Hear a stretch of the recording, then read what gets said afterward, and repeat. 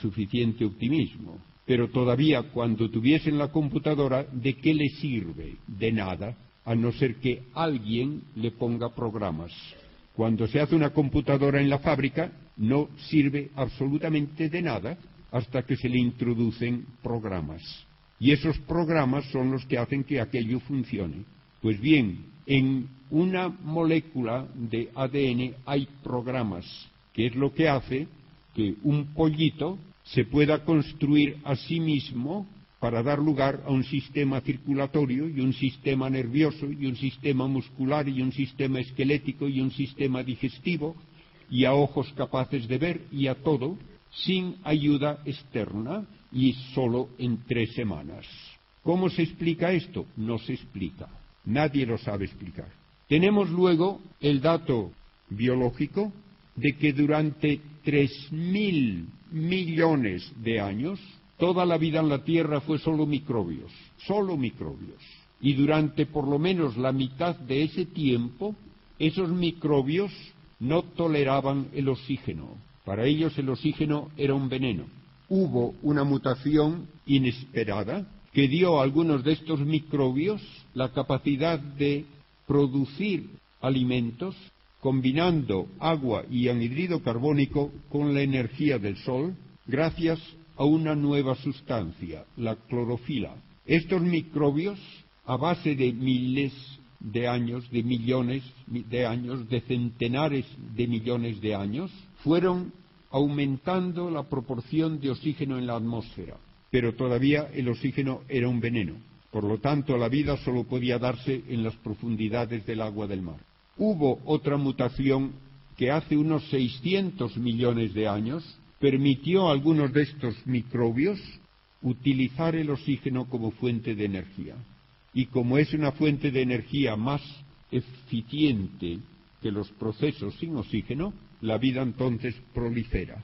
Y hace unos 600 millones de años, en lo que se llama la explosión del Cámbrico, aparecen de repente todas las formas básicas de todos los tipos de vida que hoy hay. Otra de las cosas muy difíciles de explicar, por no decir imposibles. Y finalmente empieza a diversificarse la vida por una especie de programación interna que lleva a que se formen organismos cada vez más complejos, aun en el mismo entorno.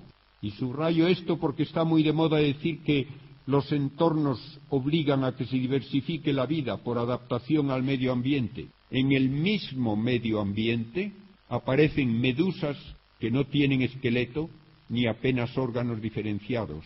Aparecen almejas, caracoles marinos con un esqueleto externo y ya con ojos. Aparecen luego vertebrados, peces con esqueleto interno. Y el que aparezca una nueva forma de vida no quiere decir que las otras no pueden sobrevivir, que es otra de las falacias que se dicen muchas veces.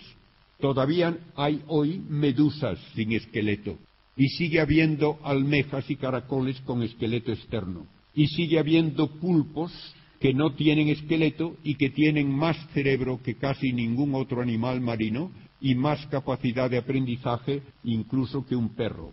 De modo que no aceptemos afirmaciones grandilocuentes de que se explica la variedad de la vida por adaptación al medio ambiente y que solo sobreviven las formas más desarrolladas y las otras desaparecen. No es verdad. Y tenemos luego el paso de vida marina a vida anfibia y luego a vida terrestre con los reptiles, las aves, los mamíferos. Todo este proceso está puntuado por 5 grandes extinciones, sin las cuales la vida en la Tierra hoy no existiría como existe. En 5 ocasiones, hasta el 90% de todos los seres vivientes en la Tierra desaparecieron en una catástrofe. La más conocida, la desaparición de los dinosaurios hace 65 millones de años, probablemente por el impacto de un asteroide de unos 10 kilómetros de diámetro en la península del Yucatán. De no haber ocurrido eso, no estaríamos aquí. Los dinosaurios eran los reyes de la Tierra y lo fueron durante 150 millones de años, mucho más que la existencia de la raza humana en la Tierra. Y no dejaron de existir porque no pudiesen sobrevivir normalmente, lo hacían muy bien, y hubiesen sobrevivido otros 65 millones de años con toda tranquilidad, y con su presencia no hubiesen podido desarrollarse los mamíferos. La desaparición de esas bestias permite luego que aparezcan los mamíferos hasta evolucionar al nivel de primates. Y como una rama de los primates encontramos ya como un salto cualitativo al ser humano, que es un salto cualitativo porque el ser humano ya no está determinado por una programación genética y por sus instintos, sino que tiene libertad, entiende, quiere conocer, puede producir arte y viendo varias maneras posibles de actuar, puede libremente escoger una. Y esto ya no puede atribuirse a las 4 fuerzas que la física admite en la materia. Y quien diga lo contrario, que me diga cuál de las 4 fuerzas explica el libro del Quijote. Se dicen muchísimas cosas que no tienen pies ni cabeza por querer evitar lo obvio. Yo podré dudar de que tengo hígado, porque gracias a Dios no me ha dolido nunca y no sé qué hace ahí. Pero no puedo dudar de que estoy pensando. Mi propia actividad intelectual es lo más obvio para mí, mucho más que mi actividad orgánica. Si no estudio anatomía, yo no sé ni que tengo neuronas. Por lo tanto, que no me digan que en la materia del cerebro, en las neuronas, se hace consciente de sí misma, porque está muy bien estructurada. ¿Qué va a ser consciente de sí misma? ¿Hay alguien que escuche que hablan entre sí las neuronas? Seamos lógicos y no creamos idioteces que se dicen constantemente, aun por gente que debería tener más cuidado de usar un lenguaje adecuadamente. No se puede decir que el pensamiento es una secreción del cerebro, como han dicho algunos, que era igual que la bilis es una secreción del hígado. A ver con qué instrumento mide usted las propiedades químicas del pensamiento, o encuentra si ese pensamiento vale algo o es una tontería. Solamente se puede hablar de una nueva realidad, como es el pensamiento y la actividad libre, atribuyéndola a una nueva fuente de actividad. Si la materia no puede producir pensamiento, entonces es que en el hombre hay algo más que materia. Lo propio del ser humano es precisamente su pensamiento y su actividad libre, ambas realidades innegables, ambas imposibles de explicar por las 4 fuerzas de la física. Y como las 4 fuerzas de la física definen lo que es materia, todo y solo aquello que puede tener alguna actividad por estas fuerzas, entonces en el hombre hay que aceptar una realidad no material, que es lo que llamamos el espíritu humano. Y no siendo parte del mundo material, tampoco puede deberse a la evolución material. Y por tanto hay que admitir un paso drástico de los seres vivientes no inteligentes al hombre, que implica la creación por Dios de una realidad espiritual que se une a la materia cuando la materia está debidamente preparada. Y entonces se cumple lo dicho del Génesis. El hombre está hecho a imagen y semejanza de Dios, capaz de conocer lo abstracto, capaz de actuar libremente.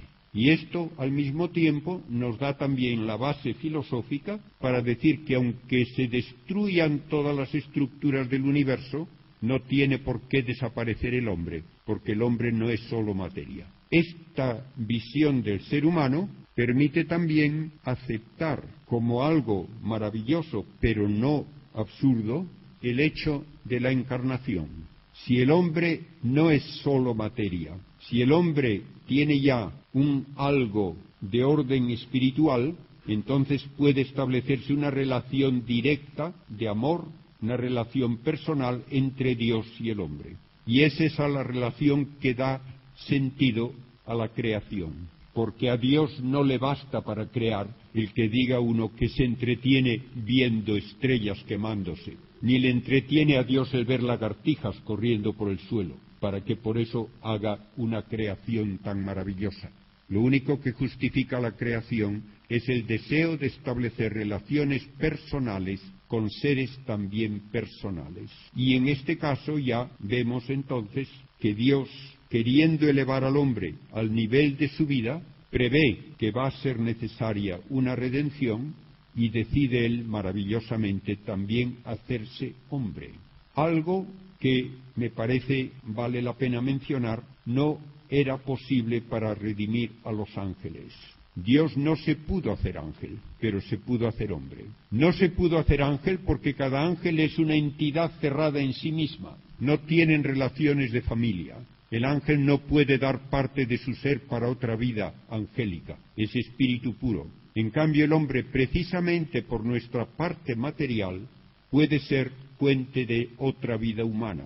Y se hace hombre no el Padre ni el Espíritu Santo, sino el Hijo. Y esto nos ilumina también en el misterio de la Trinidad con respecto a la encarnación. ¿Podía haberse hecho hombre el Padre? No, porque el Padre es 100% Padre, no puede ser hijo de nadie. Y el Espíritu Santo tampoco es hijo, por lo tanto tampoco puede ser hijo de una madre humana. El Hijo, la segunda persona, es 100% hijo y puede ser por lo tanto su misma personalidad siendo también hijo de una madre humana. Pero porque es hijo totalmente, intrínsecamente, esencialmente hijo de ese Padre eterno desde toda la eternidad, no puede ser hijo de un padre humano. Por eso tenía que nacer de una madre virgen. La misma persona no puede tener dos padres y tampoco puede tener dos madres. Por lo tanto, no usemos nunca la palabra madre para Dios, porque no es aplicable. Cristo tiene un único Padre que es Dios y una única Madre que es María. Y Cristo no pudo tener hijos humanos, porque entonces dejaría de ser totalmente hijo, sería también Padre, y no pudo serlo. Una de las cosas que la piedad popular utiliza en una oración muy común es, teológicamente, poco adecuada. Señor mío Jesucristo, Creador, Padre y Redentor mío. No, Padre no, hermano sí. Pero Cristo nunca se llamó a sí mismo Padre, ni puede llamársele Padre, que como él dice Padre solo hay uno, el Padre eterno. Al hacerse hombre, Cristo, como dice el prólogo de San Juan, el Verbo se hizo carne. No dice que toma la apariencia de carne, ni que acepta la carne de una manera transitoria y provisional, sino que se hizo carne. Y esto quiere decir que la unión de Dios con la materia, que es lo que significa la carne, es para siempre. Por tanto, esa carne que es ya divinizada, la adoramos, y adoramos a la materia de esa manera. Y cuando en la Eucaristía adoramos el cuerpo de Cristo, estamos adorando una estructura material divinizada por la unión con el Verbo. Y para quienes tienen miedo de hablar de un cuerpo, que tiene que ser una estructura material después de la resurrección, que piensen en lo que Cristo dijo en la última cena. Con un trozo de pan en la mano dice, esto es mi cuerpo. ¿A qué cuerpo se refiere? Pues al único que tiene, el que está allí con los apóstoles. Entonces, cuando ahora el sacerdote en nombre de Cristo dice, esto es mi cuerpo, ¿se refiere a otro cuerpo distinto? ¿O es el mismo que Cristo mostraba a los apóstoles con apariencia de pan? Naturalmente tiene que ser el mismo, por eso lo adoramos. Y de la misma manera, cuando Cristo dice en la última cena, esta es la copa de mi sangre que va a ser derramada por vosotros, está hablando de la sangre que corre por sus venas en aquel momento, no hay otra. Cuando ahora decimos, esta es la sangre de Cristo y la adoramos, tiene que ser la misma. Por lo tanto, Cristo resucitado tiene el cuerpo y la sangre que tenía también en la última cena. Y decir lo contrario es un absurdo teológico y filosófico.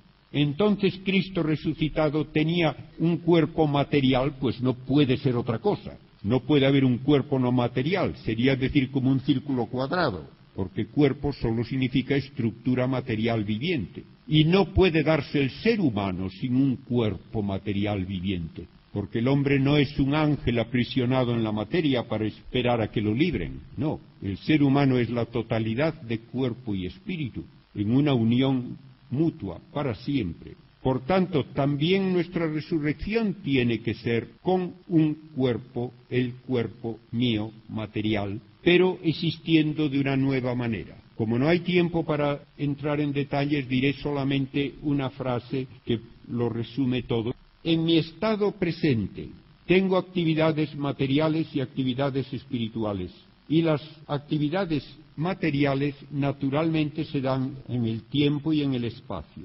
Las actividades espirituales de por sí deberían darse con independencia de tiempo y espacio.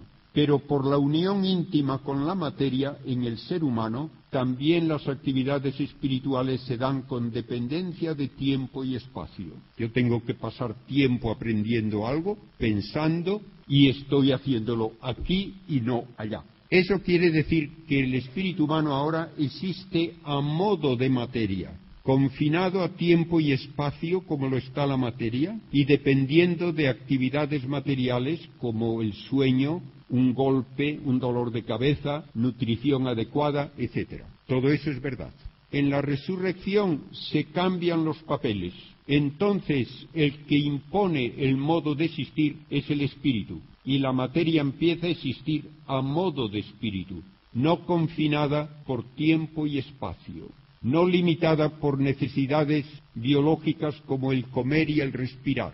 Y por eso el cuerpo resucitado de Cristo, y nuestro será lo mismo, puede aparecer y desaparecer instantáneamente donde quiere, no hay límites de espacio, puede hacerse visible o invisible como quiere, de una manera o de otra, no envejece, no hay deterioro, no hay necesidad de fuentes de energía, ni de comida, ni de aire.